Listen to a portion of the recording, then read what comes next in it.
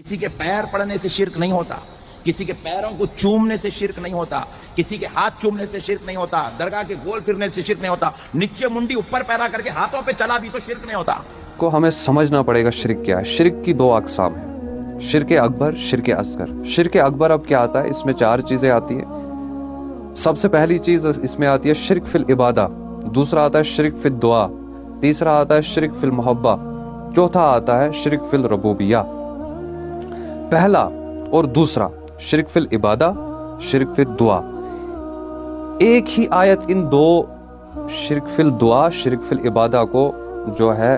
इसकी डेफिनेशन हमें बताती है एक छोटी सी आयत, इय्याका नअबुदु व इय्याका नस्तईन, जहां पर सबसे बड़ा मसला है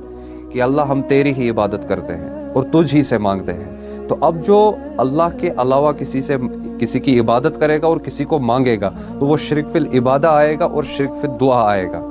जैसे शिर्क फिल इबादा में आएगा कि आप किसी बुजुर्ग के सामने सजदा करो, आप किसी आस्थान पर जाके सजदा करो, आप ये मानकर सजदा करो कि मोहम्मद रसूलुल्लाह सल्लल्लाहु अलैहि वसल्लम आपके सामने है, तो ये शिर्क फिल इबादा में आएगा। और शिर्क फिल दुआ, या शेख अब्दुल कादिर अल मदद, या पीराने पीर अल मदद, हमारे घर आजा चिरागा कर दे या रसूलुल्लाह, या अली मुश्किल कुशा हमारी झोली भर दो, ये आएगा शिर्क फिल दुआ। अगर आप ऐसी दुआ करते हो तो ये शिर्क में आ जाएगा। शिर्क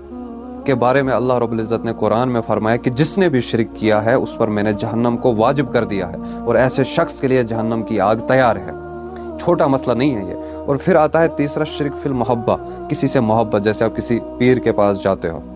हाँ, उसकी मोहब्बत में, उसकी अकीदत में आप जाते हो कि ये भी कुछ कर सकता है, इसके हाथ में भी कुछ है, या किसी आस्थाने पर चले गए, वहाँ नहीं जाऊँगा मैं तो कोई नुकसान हो जाएगा,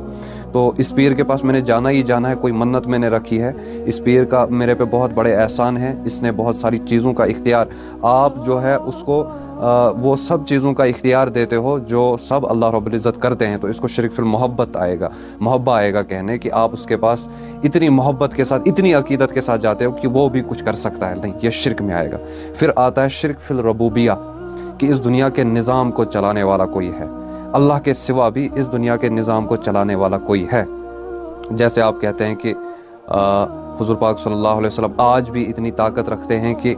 हमारी ज़िंदगियों को रोशन भी कर सकते हैं और इस दुनिया के निज़ाम को भी चला सकते हैं, लेकिन नहीं, अल्लाह हमें वहाँ पे कुरान में फरमा रहा है कि तबारकल्लज़ी बियदिहिल मुल्क, बाबरकत है वो ज़ात जिसके हाथ में बादशाहत है, हर चीज़ की बादशाहत, इस दुनिया को चलाने की बादशाहत, दूसरा कोई नहीं इस दुनिया को चलाने वाला अल्लाह रब्बुल इज़्ज़त के सिवा, तो ये शिर्क फिल रबूबिया आएगा। अगर आपका ये अकीदा है कि इस दुनिया को चलाने वाला भी या हुज़ूर पाक सल्लल्लाहु अलैहि वसल्लम का कोई इख्तियार है अभी, या शेख अब्दुल कादिर जिलानी रहमतुल्लाह अलैह का कोई इख्तियार है, जैसे आप कहते हो कि